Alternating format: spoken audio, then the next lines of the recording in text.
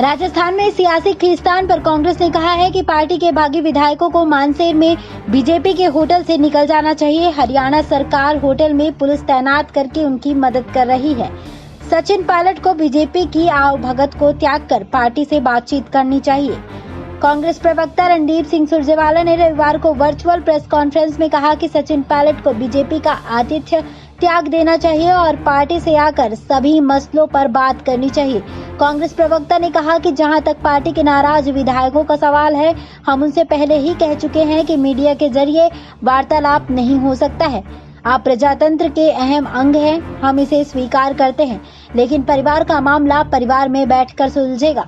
मसला मीडिया में बयान देने से नहीं सुलझ सकता है। सुरजेवाला ने कहा कि दूसरी बात, सचिन पायलट और उनके समर्थक विधायकों को बीजेपी की मेहमानबाजी अस्वीकार करनी चाहिए। जिस प्रकार हरियाणा की बीजेपी सरकार कांग्रेस विधायकों की खातिरदारी में लगी है, वह अप्रत्याशित और चौंकाने वाला है।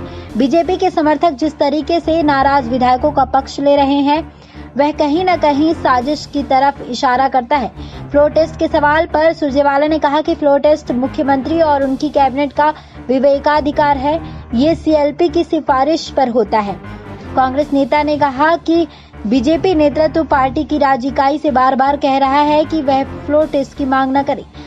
इसका मतलब है कि उनके पास संख्या बल नहीं है। रणदीप सिंह सुरजेवाला ने कहा कि राजस्थान में कांग्रेस के पास बहुमत है। इस बात को बीजेपी के प्रदेश अध्यक्ष सतीश पूनिया भी स्वीकार कर चुके हैं।